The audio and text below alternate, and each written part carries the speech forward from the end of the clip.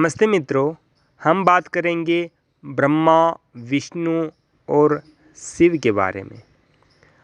परमपिता परमात्मा का नाम ओम है। उस परमेश्वर के अनेक गुणवाचक नाम भी हैं। वह परमात्मा सृष्टि बनाता है, इसलिए उसे ब्रह्मा कहते हैं। पालन पोषण करता है, इसलिए उसको विष्णु कहते हैं। और वह सबका कल्याण करता है, इसलिए उसको शिव कहते हैं। वह परमात्मा देवों का देव है, इसलिए उसे महादेव भी कहते हैं।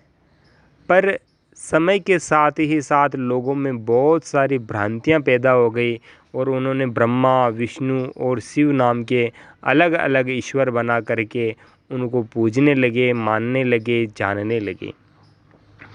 और कई पुराणों में तो ब्रह्मा और विष्णु की आपस में फाइटिंग भी करवा दी और कभी कभार विष्णु और शिव को भी फाइटिंग करवा के लड़वा दिया। आप भी देख लीजिए, कई जगह युद्ध का भरपूर मात्रा में उल्लेख भरा पड़ा है। जैसे कि एक कथा आती है जिसमें लिखा है कि ब्रह्मा का और विष्णु का बहुत ज़बरदस्त लड़ाई हो रहा था, युद्ध हो रहा था। उसके अंदर शिव जी बीच में आ गए और उन्होंने उस युद्ध को रोका। क्या ईश्वर एक दूसरे की गर्दनें काटता है? क्या एक ईश्वर दूसरे ईश्वर को मार काटता है, चाकू तलवार दिखाता है, आंखें दिखाता है, क्रोध करता है उस पर? ऐसा नहीं हो सकता। परमात्मा तो एक है। उस परमात्मा को जान नहीं पाए और सब लोगों ने अपनी अपनी दुकानें चलाने के लिए कई सिद्धांत गढ़ दिए। ऐसे सिद्धांतों में बहुत सारे लोग हैं जो अपनी दुकानें चला रहे हैं।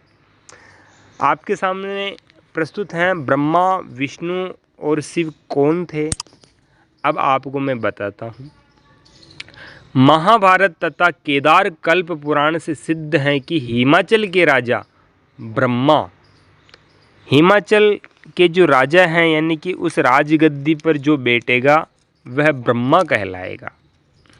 ये पद का नाम है, नहीं कि विशेष व्यक्ति विशेष का नाम है। ऐसा नहीं है। जो उस पद पर बैठता है, जैसे कि प्रधानमंत्री की कुर्सी पर जो भी बैठेगा उसका नाम प्रधानमंत्री होगा, ऐसे ही उस कुर्सी का नाम है। उस कुर्सी पे जो भी बैठता है उसका नाम ब्रह्मा है। हिमाचल के राजा का नाम ब्रह्मा और मानसरोवर के राजा जो चाइना के हैं अंदर है, अभी चीन के अंदर, मानसरोवर के राजा को, जो अपना भारत का ही हिस्सा है, मानसरोवर के राजा को विष्णु कहते हैं। भूटान के राजा को शिव जी कहते हैं।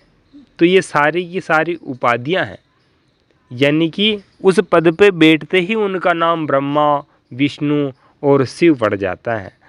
तो इससे सिद्ध होता है कि अनेक शिव थे, अनेक ब्रह्मा थे और अनेक विष्णु जी भी थे।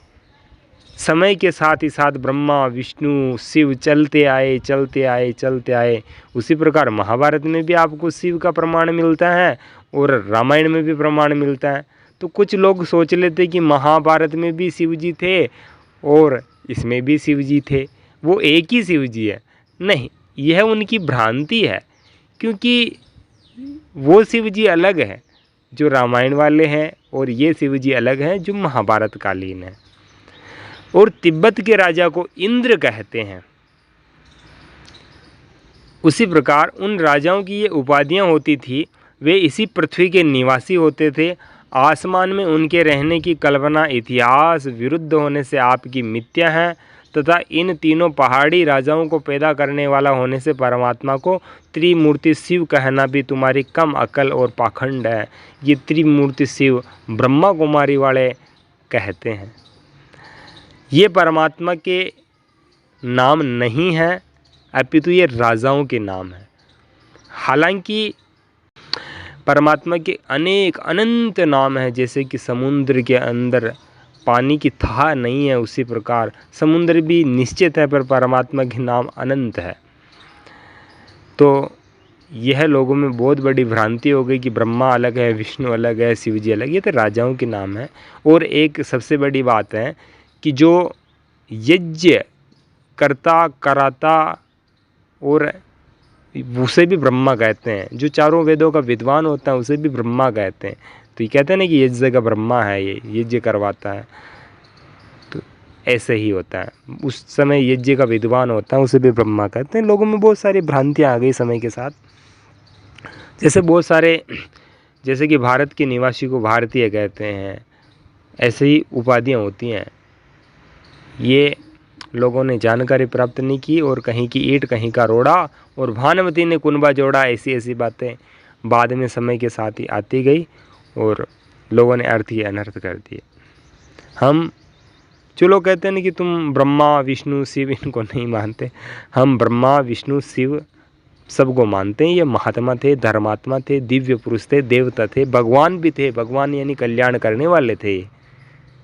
तो ये भी उस परमात्मा की स्तुति प्रार्थना उपासना करते थे। जो लोग कहेंगे कि नहीं नहीं नहीं नहीं नहीं तुम गलत कह रहे हो, तो आप बताइए कि शिव जी किसका ध्यान करते हैं? योगीराज शिव जी किसकी तपस्या करते हैं? जो लोग कहेंगे नहीं अपना ही ध्यान कर रहे हैं, क्या उनकी पत्नी का थोड़ी ध्यान कर रहे हैं? अपना ध्यान करने की उन्हें आवश्यकता ही नहीं है। जब स्वयं अपने ऊपर लेकर के देखिए, जब तुम अगर शिव जी हो, क्या तुम खुद अपना ध्यान करोगे? नहीं नहीं नहीं, ऐसा नहीं होता है। वो खुद परमात्मा का ध्यान कर रहे हैं, और उनके मुख से सदैव ओम नाम निकलता रहता है। आपका अपना YouTube चैनल है। धन्यवाद।